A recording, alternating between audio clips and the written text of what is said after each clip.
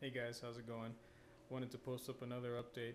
Had a couple of you guys in the comments that were asking me some questions about the protein skimmer and a couple of other things, so I'll go ahead and address those right now.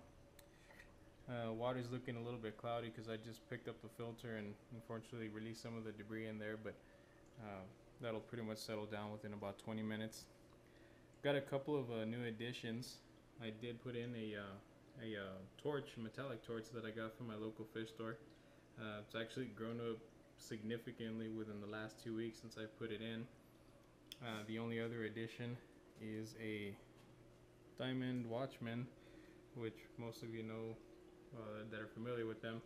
They tend to hide under the rocks and whatnot, but she's doing well as far as cleaning off the sand. Really don't have any problems with algae. That's pretty much the newest additions is that diamond watchman and the torch.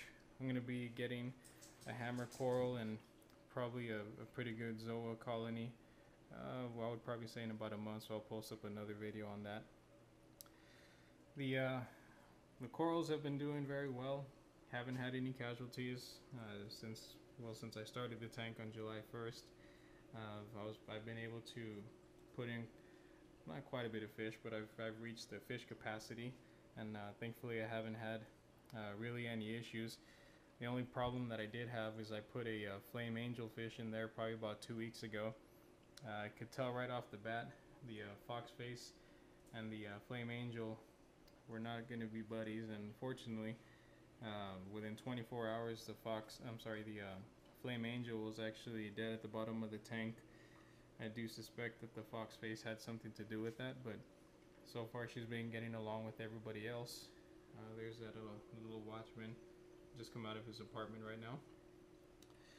The fish, I like to keep them as healthy as possible, and I know this is gonna probably open up a lot of negative comments, but when it comes to feeding the fish, I do two different steps. In the morning, I soak their food, which I feed them mysis, bryum, and emerald entree.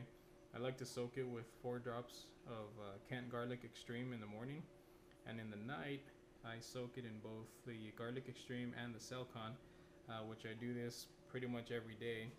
I kind of target feed them with the turkey baster to keep as much debris off the sand bed as possible, which works pretty well.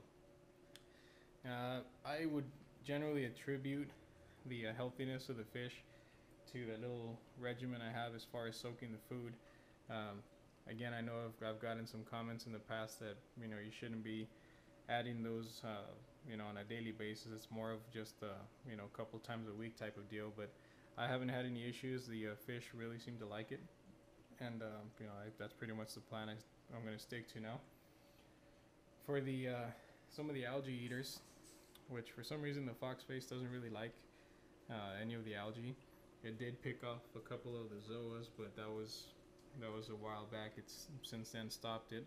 But the yellow tang and the trigger, they really seem to like when I soak a bit of this algae in the Kent garlic extreme and the Celcon, which I normally use this little clipper deal when I do that, but I only feed that once, actually about 2 or 3 times a week, just a small piece, and everybody seems to be happy with it. I've got a couple of little snails in there, but got probably actually like 20 snails. I just can't really seem to find them during the day. They like to come out at night for the most part. In terms of water, I do test the water for salinity on a daily basis, which I started at the beginning of August, documenting, the water parameters that I test every Sunday, which, as you can tell, I pretty much write them down every week, and I do test the water for salinity every day because I like to keep it at basically 24 or 25. So I did start, documenting it for this week.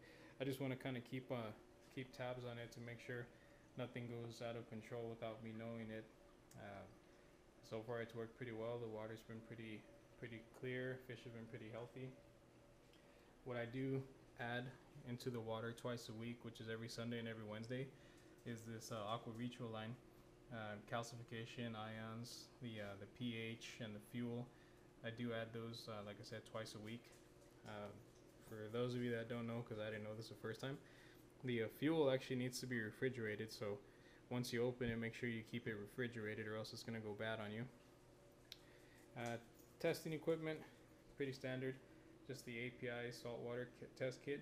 The only two that I added was the calcium and the KH test. Those are pretty much the only things I personally feel that I need to test for. Everything else has been in line. Reason I have the bottle of ChemiPure out here is to show you guys how I changed one of the filter socks and added this media tray, which I posted a little bit of a comment on it the last time, but I've just got 3 pieces of just the standard filter media and 2 bags of the ChemiPure Elite. I've got a pretty good colony of amphipods and copepods growing in there, but I do change out those filters every 2 weeks as well. That's where I like to keep the water level, because it keeps the noise down. Now, I had a problem with this Ghost protein skimmer.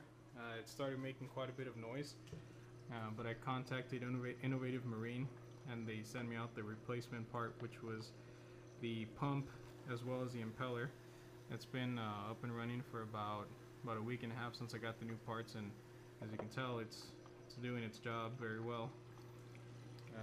From basically the first day of getting the new parts, it was foaming up a storm, which is good. Best part about it is that it's finally silent. A lot of people have had the same problems, but if you do come across that issue, I would just contact Innovative Marine if you do have the Ghost, and they'll go ahead and send you out the replacement parts that's needed under warranty if you've had it for less than a year. That's just a quick and dirty update. Again, everybody's doing well.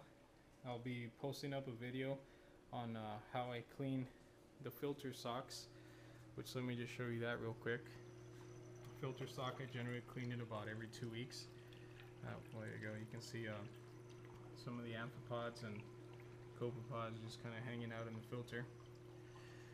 Just a short summary is I like to clean it off by soaking it in some of the tank water and a little bit of Clorox, excuse me. I was kind of hesitant at first, but I'll post a video on how I clean it to make sure that none of the Clorox or bleach contaminates the fish tank, which I've been doing that for my method for about a month and a half and haven't had any issues. But again, I'll post up another video of that when it's time to clean the filter. If you guys have any comments, don't be afraid to ask. I get an email once there is a comment that comes in, so I generally try to respond to it as quick as possible. But again, thank you guys for watching, and I'll talk to you guys in about a couple weeks.